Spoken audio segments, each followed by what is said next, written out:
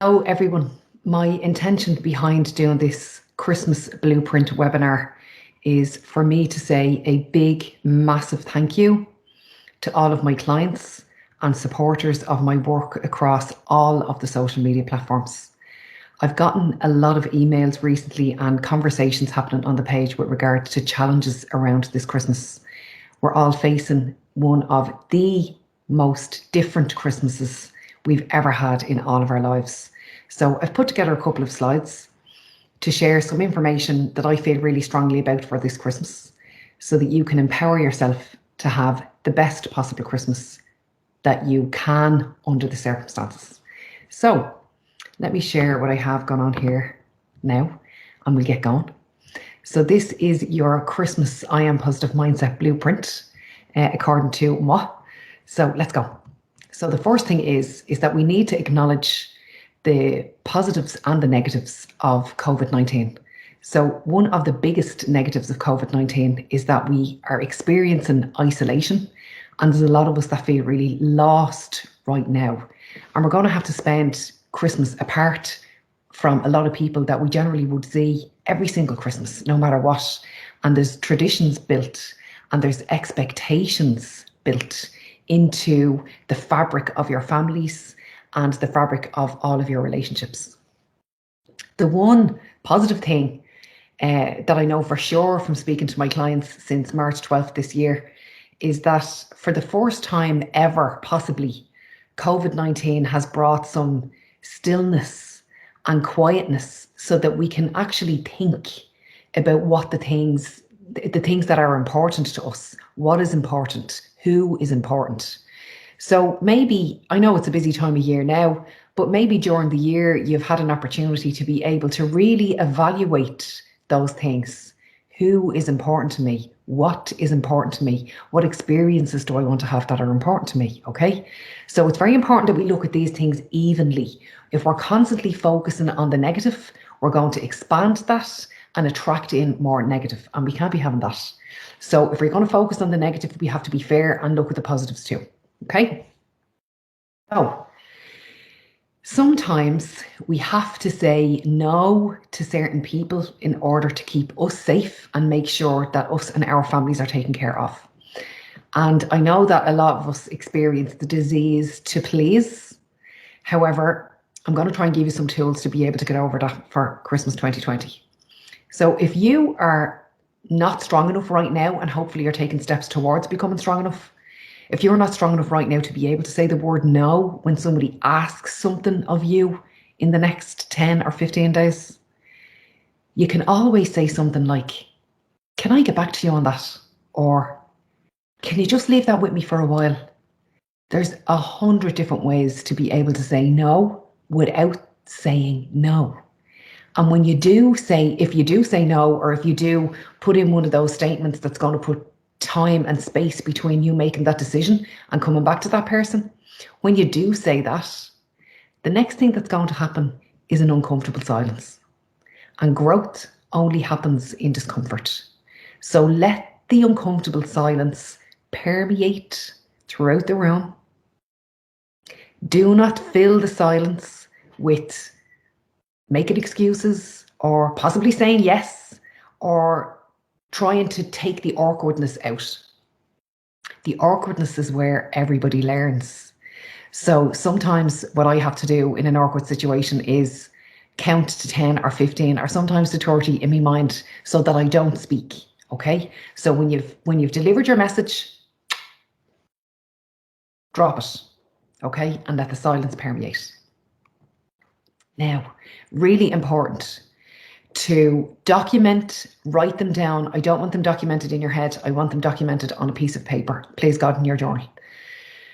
What are your triggers at Christmas time? Okay, there are certain things that trigger us all. I know that I have a couple. Are you going to rinse and repeat this year? Or are you going to do stuff that is going to be new and novel for you? You can change this by choosing to respond and not react. So your triggers are things where you're triggered and then you react and you do what you always did, and generally it gets us into trouble. Or you can choose what your new response is going to be this Christmas, okay? Choose who you want to be going forward into 2021. Now, next thing in your journal, define what an unhappy Christmas looks like for you. And when you have that written down, ask yourself the question, is there anything on this list that is in my control or outside of my control? What is it like that I can change? What things can I do to take steps towards making that not happen for me? Okay. I've had a lot of conversations with people online in the last couple of weeks saying things like, I'm really not looking forward to Christmas. Oh, I hate this time of year. But if you keep putting that out there, that's what you're going to attract back into your life. You can always make a new plan, change things up, do things differently. You don't have to rinse and repeat 2020 for all of the other Christmases you've ever had. You can design and create your own Christmas just for you. Third thing I'd like you to do is to define what a happy Christmas looks like to you. You know, make it big, make it really audacious, okay? Shoot for the moon. You have to shoot for the moon. And whatever that is, whatever that blueprint for a happy Christmas looks like for you, take actionable steps towards making that a reality for you.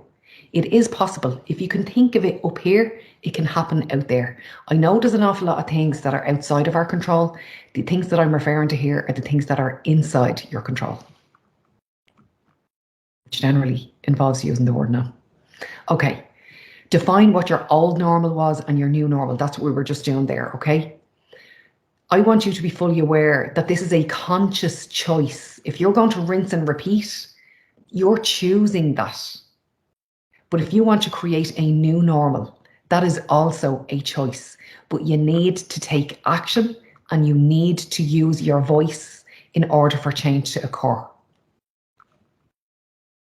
So I had a client a couple of years ago, and while we were in a Warrior Women meeting, she had said that, you know, she organises a Christmas party for herself and her friends every single year, and her partners since school years, and she was in her late 40s, I think, at this stage. And she said none of them appreciate it, none of them realise the effort that goes in behind. You know, it takes a long time for people to get back to me. It's something that I've always done. Now, this was about, say, 3 years ago, we had this conversation. And I came up with the suggestion of, how about this year will be your last year that you organise this party.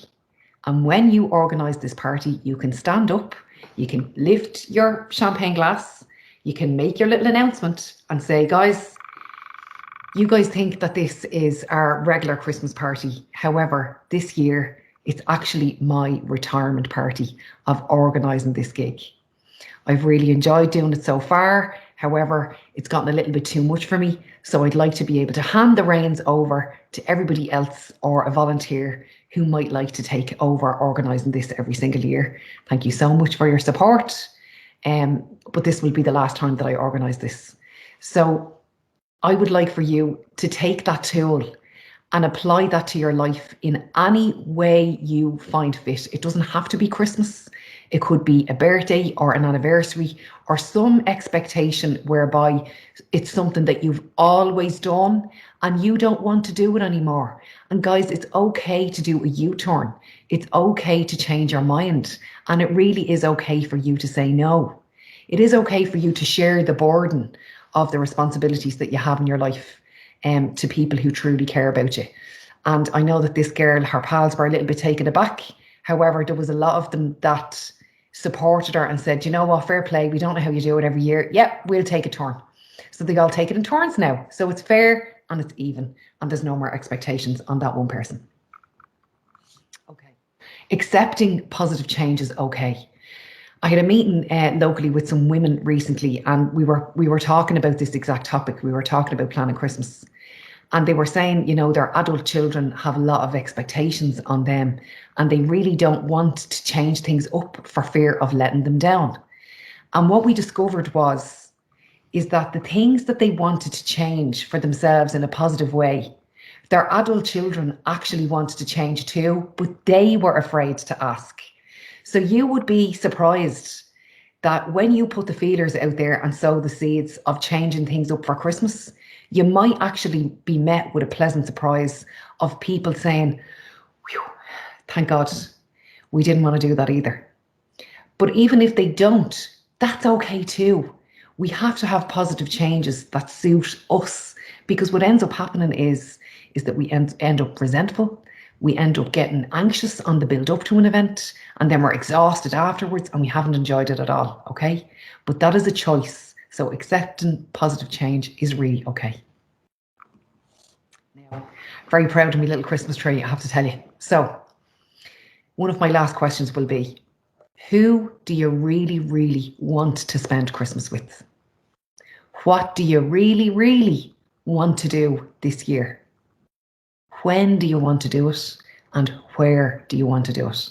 Now, you might have to go to a place, or there's an expectation on you to go to a place that you just don't want to go to anymore. Okay? That's okay to change.